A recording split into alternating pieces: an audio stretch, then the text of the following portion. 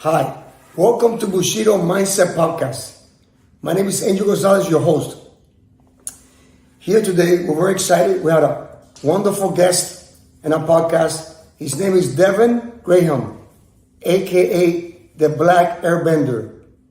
And today we're going to talk about breath and why breath is so important and many other topics that are very interesting. Welcome.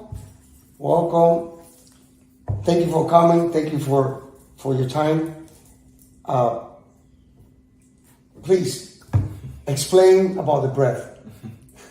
So my name is Devon, aka the Black Airbender, and I'm the pioneer of alchemy breathwork. And it's more of a lifestyle than a system or a technique, and it's utilizing breath in everyday life beyond the sit-down session, bringing the whole aspect of breath into the multidimensional aspect of ourselves. So there's mental breath work, there's color breathing, there's quantum breathing, and it's utilizing all these different methods and harmonization, I like to say, with everyday life. And it's having fun with the breath. That's the main point. And how'd you get into this? I mean, what led you to this path? So what led me to this path was losing everything to a business partner in California. And that's where I met my mentor at the time. And I told him everything I was going through. It was so bad I had to sell my laptop for gas money. And before I left, I always wanted to go see the Bruce Lee statue. So when I went over there was a community center and they were hosting all these different speakers, and one of them really caught my eye. When I went inside, he was giving a seminar on Biku, which is a Taoist energy cultivation practice. And everything he said had me at wow. So I told him everything I was going through, and he literally took me under his wing for about 6 to 8 months. Wow. And then I took everything I learned from Biku and mixed it with everything I learned in the science field and going to different science fairs in California and science expos, and to what I call alchemy breathwork. So now, how long did it take you to really be able to breathe to a high level? So then you minimize your food intake. Okay, what steps did you take in order to? Because I'm sure a lot of people they're interested. There's a lot of people out there, I'm sure, that don't believe that breath you can live off the air, okay, or with minimal food, that you need to have protein, you need to have food, you need to have this, and can you explain this to us? So it took, I would say, it's been a 9-year journey, and it's been a 9-year journey, and then now it's like 5 years living off liquids, mostly liquids. I dry fast 20 hours a day. Going to Egypt, I'm gonna be completely dry. So you go, you get up in the morning, 20 hours straight, no water, no nothing, right? Mm-hmm. And then what do you do after that? After that, then I have something like coconut water, right, OJ, or any type of juice, teas. I love tea. Uh-huh. I'm starting to understand why the Taoists and the Kung Fu masters love tea, because it really helps stimulate the stomach, the heat stimulates the stomach. Yeah. And after that, no solid food? No solid food. So what do you eat once a week, once a month? Never? You never touch solid food? No. So funny thing, when I lived in Cali, and just to give you a heads up of how my lifestyle was, every single day I went to vegan gourmet restaurants. Every single day. And I felt like that gave me the insight, so to speak, that I've tasted everything. I've had everything. And one of the main things that stuck out to me, that planted a seed in my head, was this Japanese vegan restaurant in Costa Mesa. It's called Happy Vegan.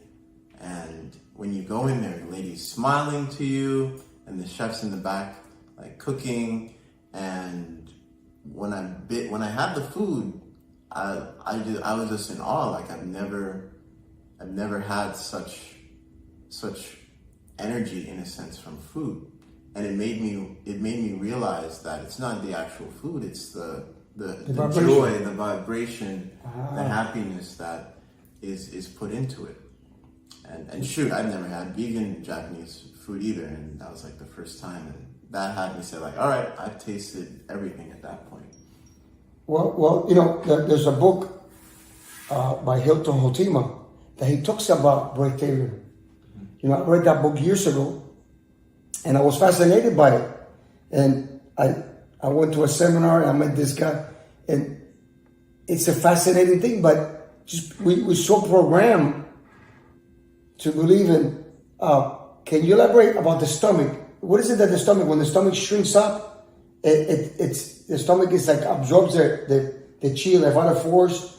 How does that work? How does that work? 'Cause I like to say biophotons, because that's like the closest thing to what science is finally coming around to understanding.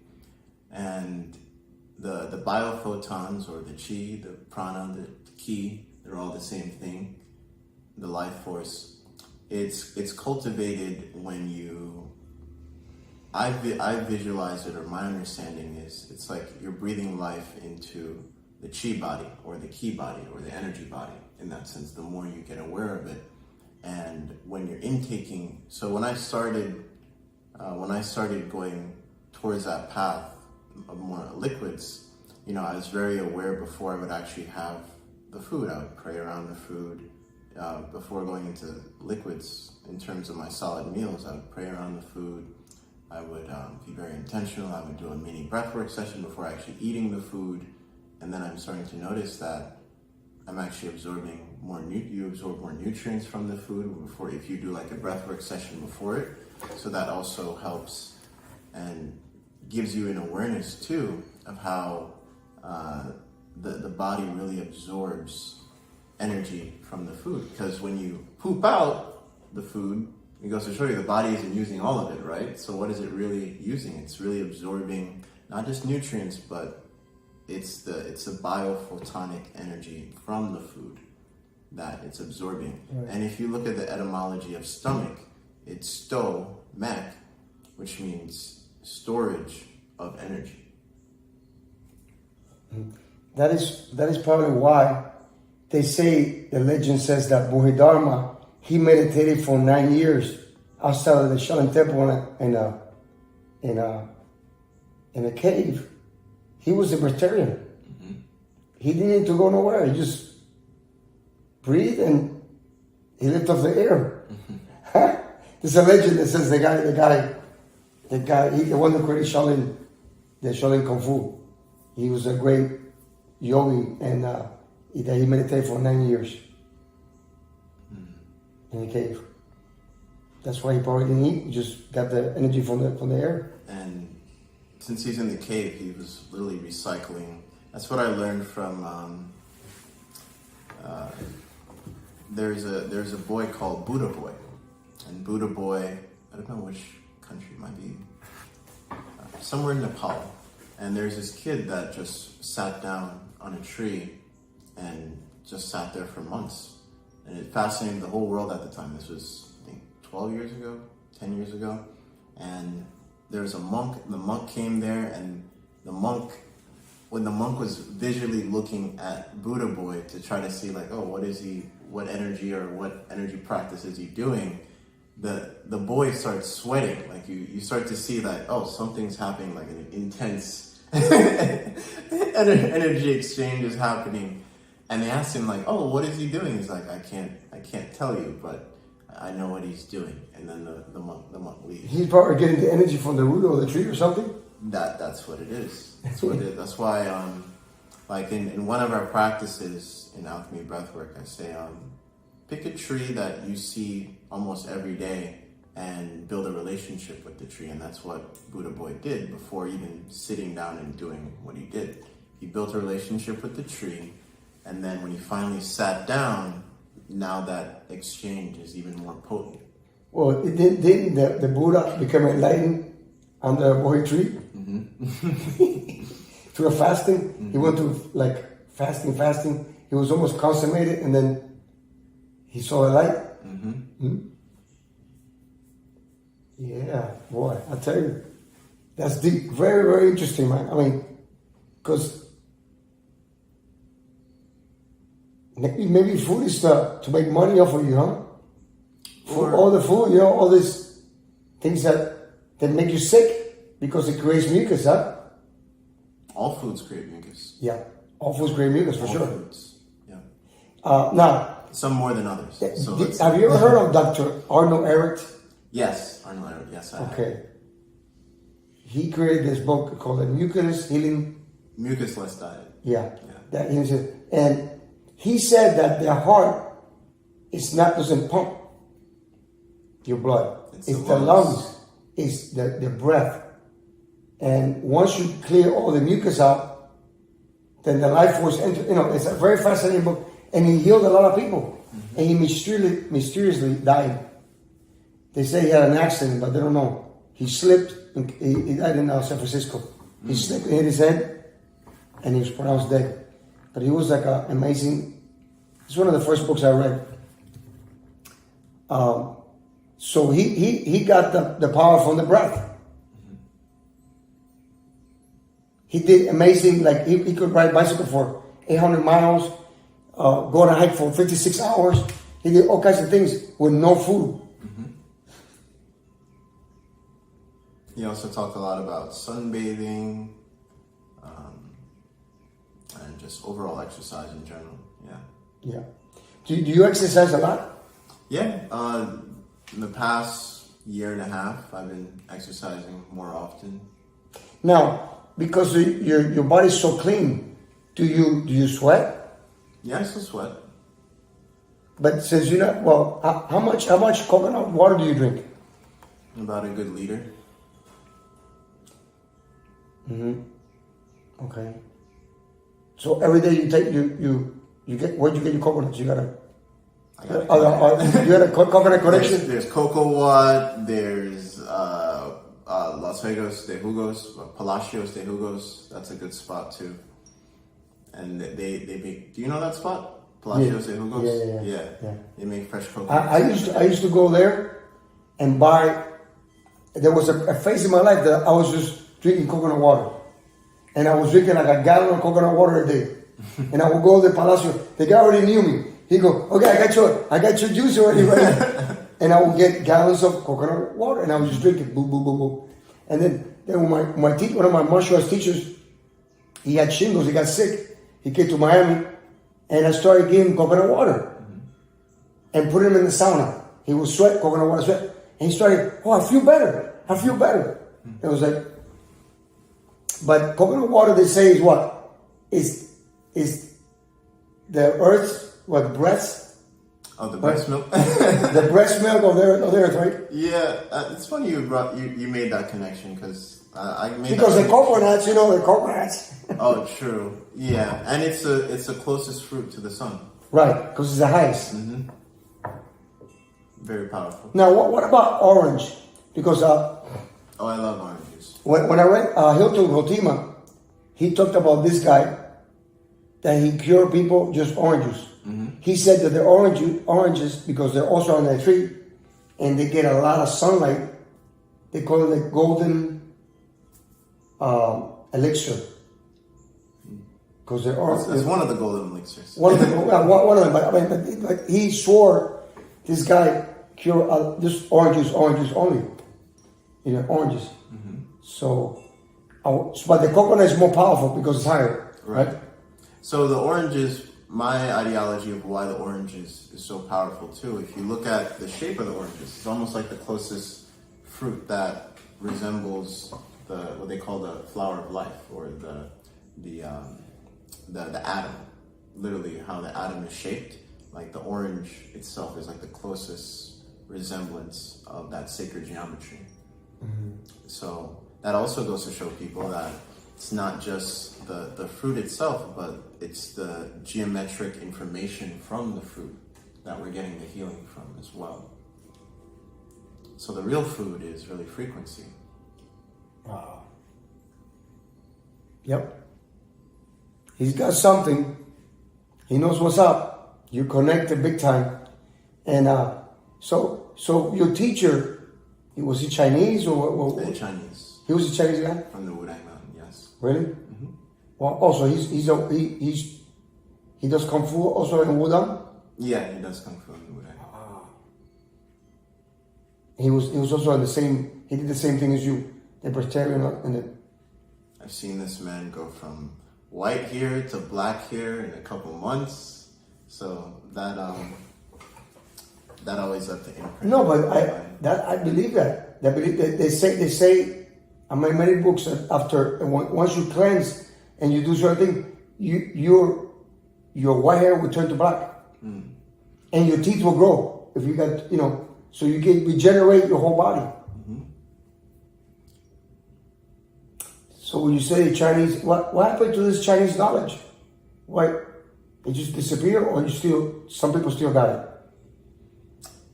People are just learning about bone breathing, so I feel like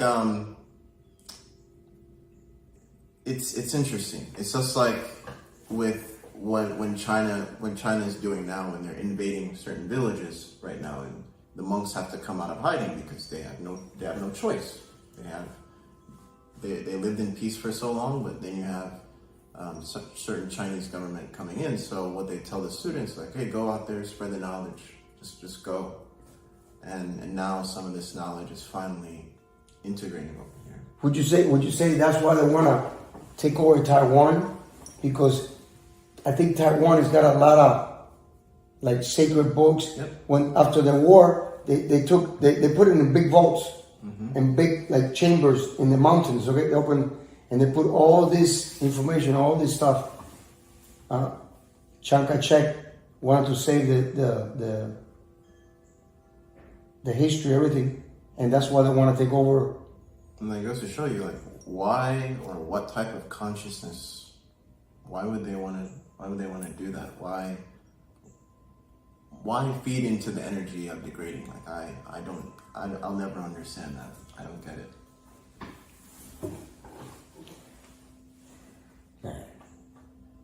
I was been fascinated by the Chinese philosophies. When I went to China, I went to many temples, and I was heartbroken when I saw the Buddha's faces destroyed during the Cultural Revolution, and the stories that my guy would tell me that the monks would jump off, burn themselves, in protest, and how one of the monks saved the Jade Buddha in Shanghai. That when there was this big Jade Buddha, and then when the soldiers came to destroy the temple, he put it inside a box and put pictures of Mao Zedong glued into the box. And when they went to break it, they go, no, you gotta break Mao? Oh, no. And they walked away. And that's how that Buddha was saved. It was carved out of jade. Huge piece of jade. Beautiful. Beautiful Buddha in this temple. It's called the Jade Buddha Temple in Shanghai. And when I went there, I was like so disappointed. I mean, I fell in love with the Chinese people and the Chinese culture. But the government, it's like... Out of all the countries I've seen, one of the main countries that always stands out to me is Japan.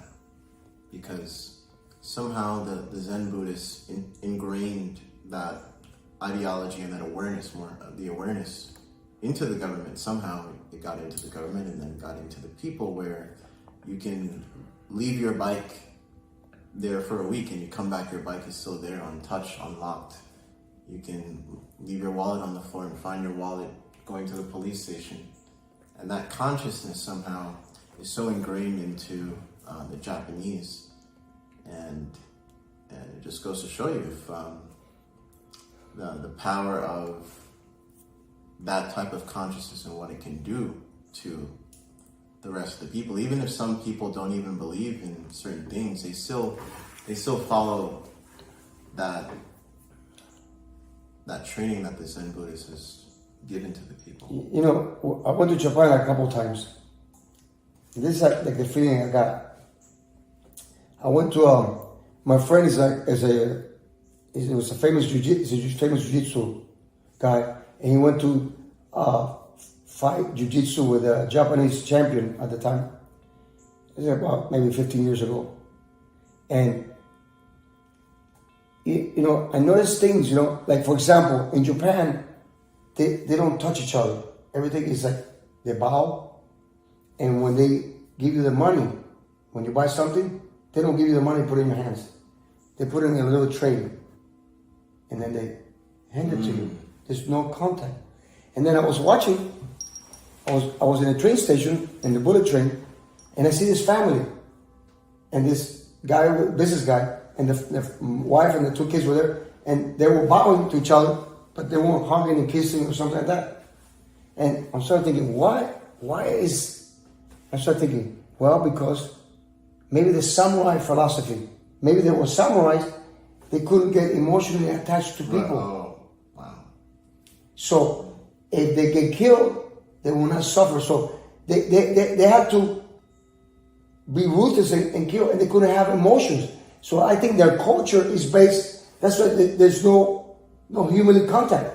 They don't hold hands, they don't kiss in public. Everything is like suppressed. And I feel like a weird vibration there. I can't explain to you what it is. But when I was in Japan, I don't know, man. It was like bizarre. Now, when I was in China, it was completely different. Chinese were very warm. They were like, kind of like Latin people. You know, loud, you know, whatever, you know, it was like, they were more warm. But the Japanese were more like, I mean, they're good people, but I guess it's a culture. It's like a suppression. Like I can't pinpoint it, but I loved it. You know, I mean, hey, I love the temples, I love all that, but for some reason, I felt like there was like a tension, like a suppression, like it was like robotic. I don't know, man. That's what I felt. That's what I felt when I was there. But I love the country. The ancient stuff, you know, like I went to the temples and I went to, and I saw the tea ceremony, the tea ceremony. I mean, it was like, you know, it was like really, but for some reason, I don't know, like Tokyo is like the most busiest place in the world. Yeah. It's like 36 million people. And it was like people, it was like robotic. It was like, woo, woo. I felt like, I don't know. What do you say about that, huh? Was it like New York? No. It wasn't like New York. How do they differ? I can't explain to you. You got to be there. It's like, it was like a weird sensation, man. It was, I don't know. Maybe when they blew up the war, it just, I don't know. I can't explain to you what it was. But after a while, I want to go back home, you know? You know, I mean, maybe like the hotel, the confinement. You have to, you know, the hotels were like tiny, everything tight, everything. And like the young people, they rebelled. They were all kind of like crazy color hair. Yeah. Or they're like rebelling against that confinement of society. It's like you can't express. Like I think maybe the sexual suppression. I don't know. Like they don't touch each other, and that's why they like dancing a lot. They love dancing. You know, like salsa. You know, like the Cubans. Yeah, they love martial arts. They also love martial arts. Sure. There's contact in martial arts. Jiu-jitsu, karate. There's a human contact. Anything that's human contact, they love, because everything is like so. They give you the card, they just go, everything is like so formal. It's like, I mean, they're very polite. They don't speak loud. You know, I'm Cuban, so when I was there, you heard in my ears. In the plane going to Japan, you can hear a pin drop. Nobody talks. When they talk to you, you go, excuse me, sumimasen. That's how they do it. They're very polite, very quiet. Which to me, you know, I'm Cuban, so I'm used to loud people screaming. It was an interesting experience. Still on my list of places to go. Still on my list of places to go. Japan. I know it's always, for me, at least they're always forward thinking. Like now they're building houses where they use the magnetic force. So if a tsunami comes, they can raise the level of the house, and it's based off the foundations, off the magnets. And growing up, like even seeing the speed train. Did you experience the bullet train? Oh yeah. How was that experience? Well, let me tell you something. It was like 150 miles an hour going through, and when I was going to Kyoto, you could see Mount Fuji from the train. That's beautiful. No, Japan is a beautiful. It is a beautiful country. It's fascinating, but it's just the culture. They're so different from here that it just, you know, you're not used to their ways. You know, it like you gotta be there. You gotta experience it. I don't know. That was just me. Maybe I'm different or something. I don't know. Maybe I felt something different. But it was like, I can't explain it. But China was cool. China was, oh man, I have so much fun in China. They were a lot of fun. So China is very beautiful too, very beautiful. But every country has a beauty, you know. I mean, the whole world is a beautiful place, right? So people are people everywhere you go. Yep. And when you show love, when you have a good, they just embrace you. You know, like people say, oh, you go to Paris and France, the people are very rude. When I went there, I didn't feel that. I felt it was awesome. People were super nice. You know, it's a perception that people have about places and people. But when you're your true self, you connect, you know? Yeah, I was on the phone with my parents and I just went to the DR. And they said, oh, it's racist over there. I'm like, what are you talking about? I had fun, even outside the tourist area. What's that? Where'd you go? The DR, Dominican Republic. Oh, yeah? Yeah, I mean, I had fun. A lot of fun out there. And they said it was racist? Yeah, my parents were like, they're racist towards dark-skinned people. I'm like, no. When I went over there, it's like, there's a whole bunch of people that look like me. I didn't feel that at all. Haiti, you know, some of the nicest people. I mean, I've taught martial arts for almost 45 years. And so I had all kinds of people come to me, you know, African, Haitian, you name it, Islamic, all over the people from all over the world I've taught. And they're people, you know. And the African people, they're cool, man. They love me, you know, and I love them. It doesn't matter where you go. It could be China, I mean, you name it. People are people. We're from one source. You know, it's just in the mind they divide us, you know. All this philosophy of division. But we all come from the same thing. If I get sick, you can give me your blood. Right? If I had an accident and I need blood, your blood can save me. Doesn't matter whether you're black, white, whatever. Yep, blood is blood. Blood is blood. So it goes always back to the breath too. Like the breath, your exhale travels all around the world in 3 to 5 days. So it's touched, seen, been part of another baby's life, and came right back to you. So tell the people more about your findings, because they're so wonderful. Okay, you were blessed to meet this guy and get this vibration. So how is it that you're helping people now? What are your findings of people now, and how are you helping them? So I meet them wherever they're at, whether that be their job, that's also literally their daily life. When I have like a session with someone, I ask them, hey, what's your routine like? What's every day look like to you? And we go based off that, and we make practical injections of mindful breathing into either the workspace or with certain partners. I'll tell you a quick story. I had this one guy who's technically separated from his ex-wife, and they share a child. Okay. So he has to somewhat deal with her, and she loves to trigger him on purpose to the point where the cops would come and stuff like that. And we worked on something simple as like color breathing. So it's been 2 weeks past, and she really tried triggering him this one time, and he didn't get angry. He didn't lash out. He didn't yell at her. He started crying because all he could think of was the colors on her, and she felt the compassion, and she finally saw how she projected trauma towards him, and that made her like why are you crying?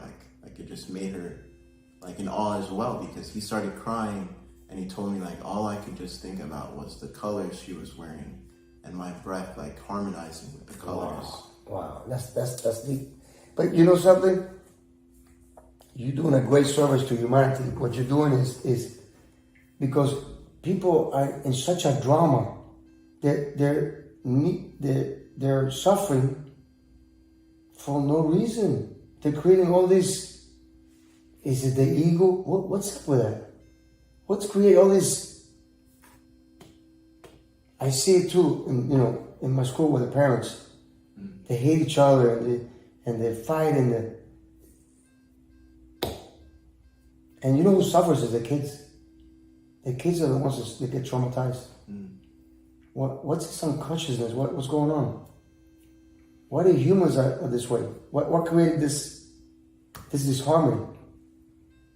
That's my question.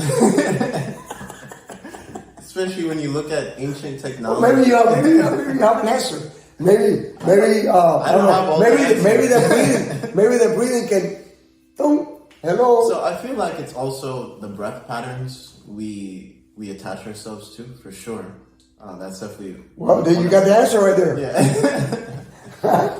Any addiction, even the addiction to just being angry, because people are addicted to being angry, and they love, whether they admit it or not, some people just love that cortisol, and they get addicted to the numbness in a sense.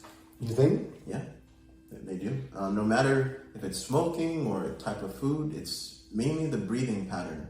I've worked with people who said, "Hey, I can't quit smoking." I'm like, and they do breath work too. They said, "I do breath work and I can't quit smoking. So what's happening here?" So I'm like, well, most of the type of breath work that you just told me you did, you're mostly using your mouth anyway. So what goes in and out the mouth?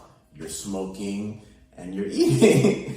So why don't we focus more on this and break the chain here and focus more on the breathing pattern here, and then that'll help you detach in a sense to the breathing patterns down here. Wow. Now, I have a sense that like you like martial arts, right?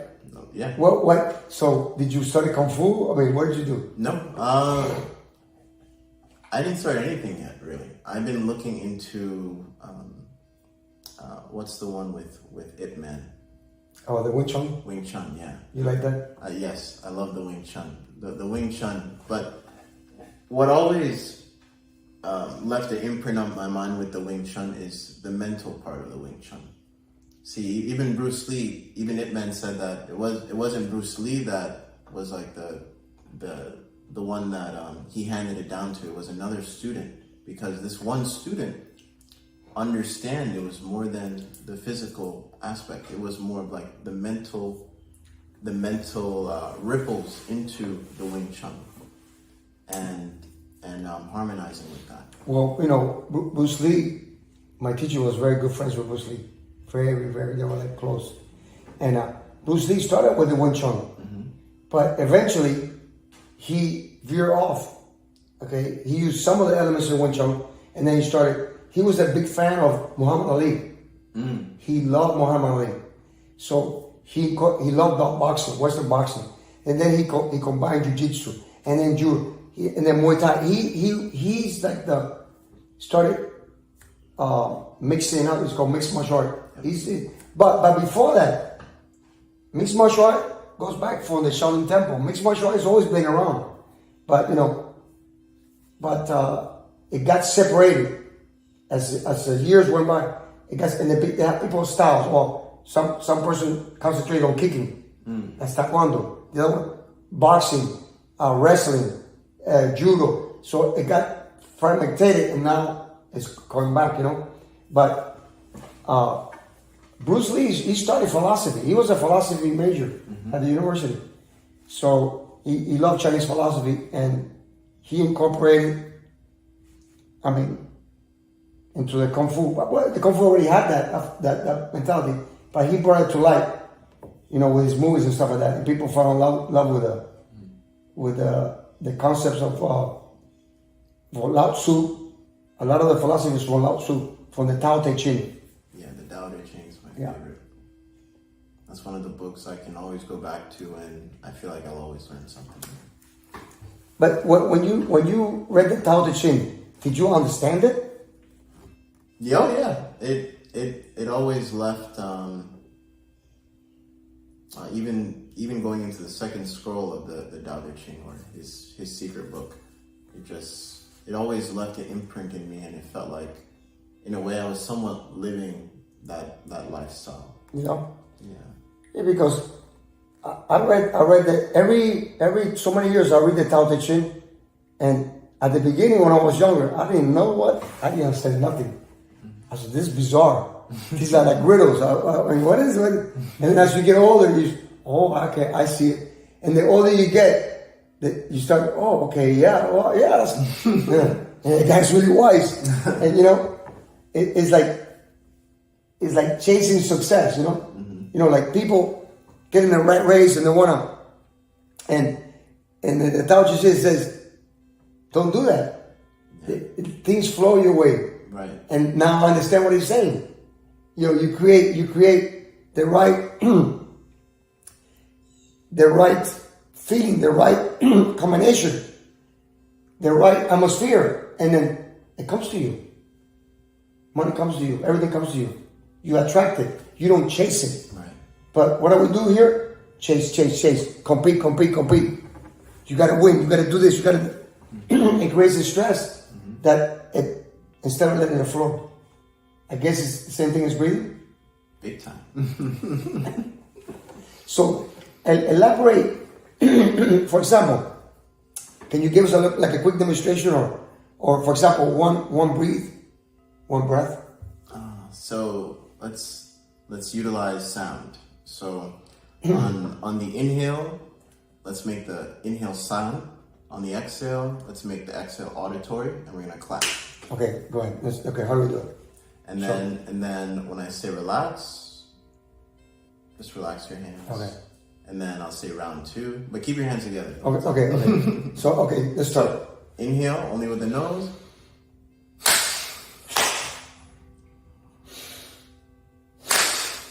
Now, do you exhale through your mouth? Pure nasal. Okay, nasal. Okay. Yeah. So I'm gonna challenge you. Make the inhale silent. Okay. Silent inhales, auditory exhales. So.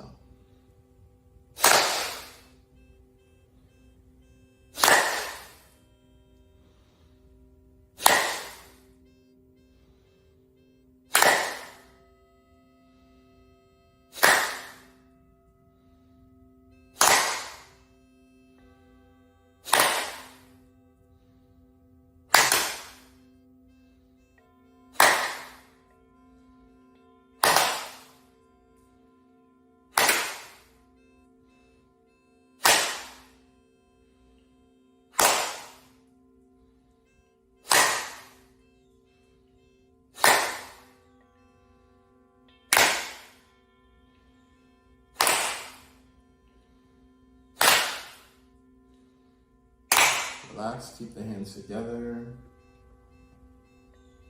And slowly put them down and keep the hands together. breathe silently where you can't hear the breath at all. Deeper and deeper exhales. And as you connect with your breath,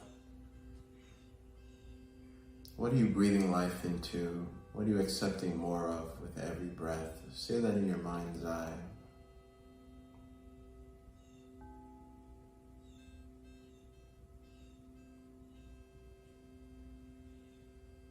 Deeper and deeper exhales. Let the inhale come in naturally.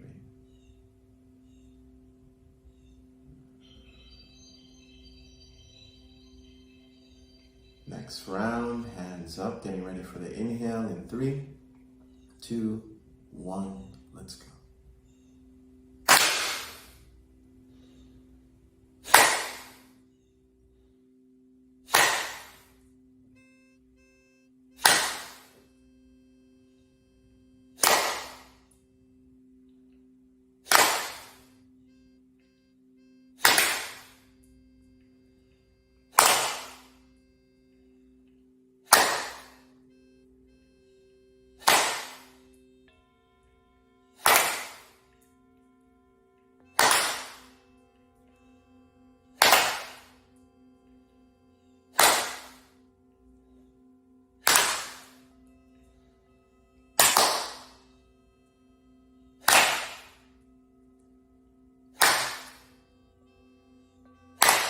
Relax, keep the hands together, breathe in silence, only with the nose.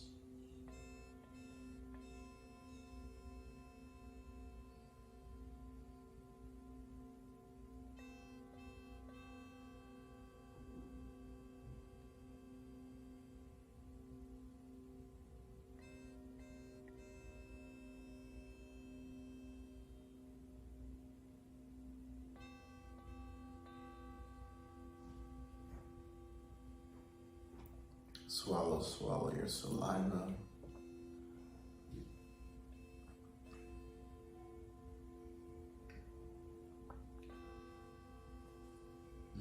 Thank you for sharing the breath. Well, let me tell you something.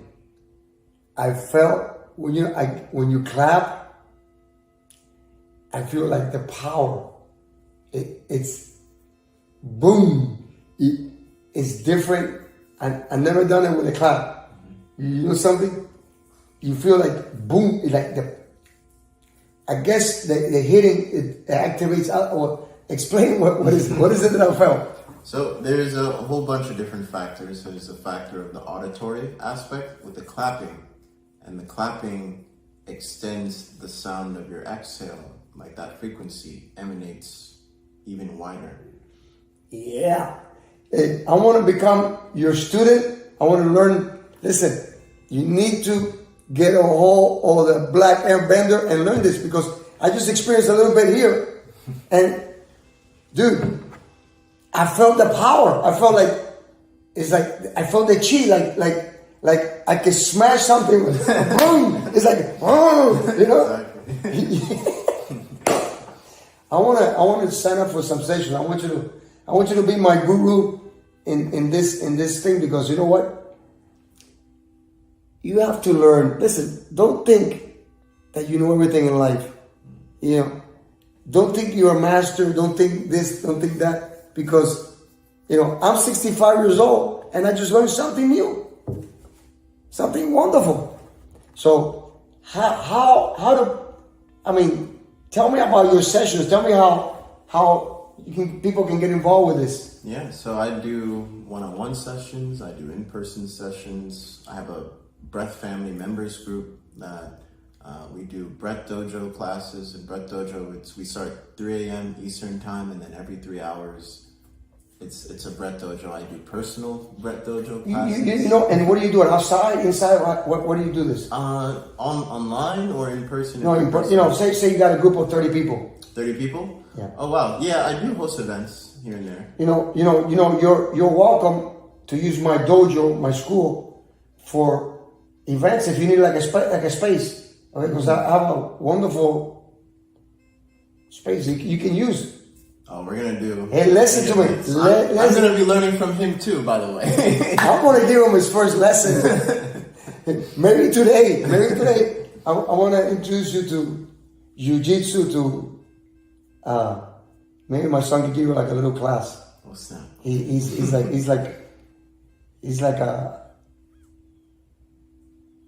he surpassed me. He's amazing. But yeah. You're more than welcome to use my dojo. I mean, I want you to come and visit. I want you to see what kind of work I do with the kids and everything. Before I go to Egypt, I'm definitely coming. You need to come. You need to come and now how can they get a hold of you? Do you have like a website or? Yeah, I have www.alchemybreath.work, and the other website is theblackairBender.info, and you can book sessions and learn a lot more of what I do through that. And you can also find me on Instagram, the Black Airbender. Well, I'm definitely tell you right now, I want to become a student because this is, especially if you're a martial artist, if you have a school, whatever, you need to learn about this. I think this can help your students tremendously. And like the other day, I was doing like with the kids, 5-year-old kids, like 45-year-old kids. We do meditation with a gong, and they were like, and it was awesome. It was awesome because those are things. These are practices that are ancient that really connect you to your spiritual essence, and people don't do it no more. They don't teach that in school. I mean, and if you bring it back, and people need it nowadays. There's would you say people are confused? Oh yeah, they're big time. They're confused in. I would say their inner compass, and what I mean by inner compass is a lot of people numb themselves, whether that be drugs or watching too much TV, food, you name it, and they lost the aspect of feeling, and feeling is a powerful compass that we all have within us, and we can utilize for the benefit of all, not just us, but the more we can feel, the more we can help each other and help ourselves as well. We're gonna have many sessions. I'm gonna have many times in my podcast here because he's a fascinating young man. I mean, he's a good spirit. Hey, listen, this guy's a special human being. I've been around many people in my life, thousands. He's one of them. He's an airbender. Now, when I met him, I didn't know how powerful he is. He's very, very, very powerful, and your message is very, very, very good for humanity. And I support you 100%. I got love for you, man. Thank you, brother. We'll do it again, and I hope you like this video. Share it with your friends. If you got any questions, write to me in the comments. If you have a message for Devin, get a hold of him as soon as you can. And thank you very much, and have a wonderful life. Thank you for sharing your breath. That was awesome.